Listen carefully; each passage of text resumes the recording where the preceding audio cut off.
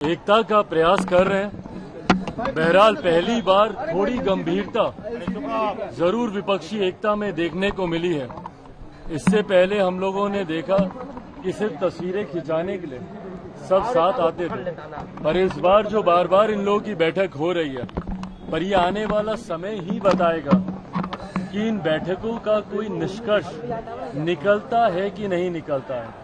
देखिए, स्वाभाविक है एक साथ एक मंच पर आकर चर्चा करना आसान है, पर साथ मिलकर और खास तौर पर कई ऐसे राज्यों में साथ मिलकर चुनाव लड़ना जहां पर एक दूसरे के खिलाफ ही, जिनकी राजनीति हमेशा से रही है, राज्यों का नाम लेने की जरूरत नहीं है, पर कई ऐसे उदाहरण हैं जहां पर जो दल साथ में बैठे हैं उनके खिलाफ ही उन लोगों ने अपनी राजनीति करने का काम किया है।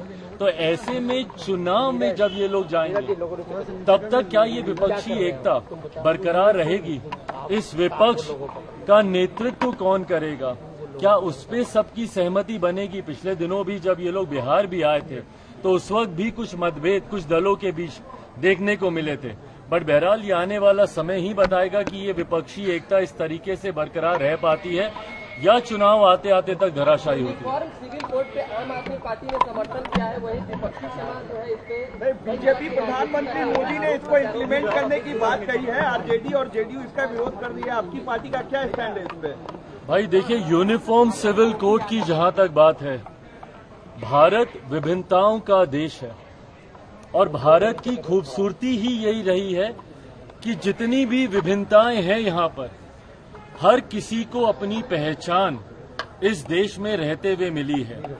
ऐसे में जब यूनिफॉर्म सिविल कोड की बात आती है, जब तक इसका ड्राफ्ट सामने नहीं आता, ये लॉ कमीशन की पहली जिम्मेदारी बनती है कि भाई इसका ड्राफ्ट तो दें, जहां पर अलग अलग धर्म हैं, अलग अलग समुदाय हैं, अलग अलग नियम कायदे कानून परंपराएं हैं। आप एक ही धर्म में देखिएगा तो कई अलग अलग क्षेत्रों में जाके परंपराएं बदलती हैं और वो उन परंपराओं को मानते हैं। अगर आप हिंदू मैरिज एक्ट को ही ले लें तो आप ऊपर नॉर्थ में अलग है, डाउन साउथ जाते जाते तक नॉर्थ में उसके नियम कायदे कानून अलग हैं, रिश्तेदार जनरेशंस में आप नहीं कर सकते, डाउन साउथ जाते जाते अपने अंकल के साथ आप शादी ब्याह कर सकते। तो कई ऐसे नियम कायदे कानून है। आप ईस्ट में जाएंगे, ईस्ट की परंपराएं और है, साउथ की और है, नॉर्थ की और है। तो ऐसे में जब यूनिफॉर्म सिविल कोड की बात आती है तो वो क्या ड्राफ्ट है, जब तक लॉ कमीशन उस ड्राफ्ट को आपके सामने नहीं रखता, मुझे नहीं लगता कि इस पर किसी का भी कोई भी टिप्पणी करना उचित है। एक बार वो ड्राफ्ट आएगा, उस ड्राफ्ट को मैं, मेरी पार्टी पूरी गंभीरता से हम लोग उसका अध्ययन करेंगे और उसके बाद ही उस पर अपनी टिप्पणी देना उचित है। 3 जुलाई को और पार्टी मीटिंग बुलाएंगे इस मामले पे। 3 जुलाई को और पार्टी मीटिंग एनडीए की तरफ चले गए, अब तक आपका स्टैंड क्लियर नहीं हो पाया है। अरे प्रभु, ये कोई चर्चा का विषय थोड़ी है कि मैं किसके साथ जा रहा हूँ नहीं जा रहा हूँ। मैंने बार बार इस बात को कहा, सही समय आने पर, आज चुनाव तो नहीं है ना भाई, ना ही कल चुनाव आ रहे हैं, ना ही कोई चुनाव की अधिसूचना अभी आई है, अभी समय है। और मैं निरंतरता में एक ही बात को मैं कहता रहा हूं कि जब चुनाव सामने आएंगे, गठबंधन किसके साथ होगा, यकीनन लोक जनशक्ति पार्टी रामविलास अगला चुनाव गठबंधन के तहत लड़ेगी, पर वो किसके साथ गठबंधन होगा वो सही समय आने पर ही फैसला लिया जाएगा। अमित शाह ने नीतीश कुमार को लेकर कहा कि अमित शाह ने कहा कि नीतीश कुमार पलटू है, उन पर भरोसा नहीं किया जा सकता, हर बार पाला बदलते हैं, ऐसे के साथ कैसे सरकार हम चला सकते हैं? भाई ये बात भारतीय जनता पार्टी से बेहतर तो कोई नहीं जान सकता कि कितनी बार नीतीश कुमार जी ने उन्हें धोखा देने का काम किया है।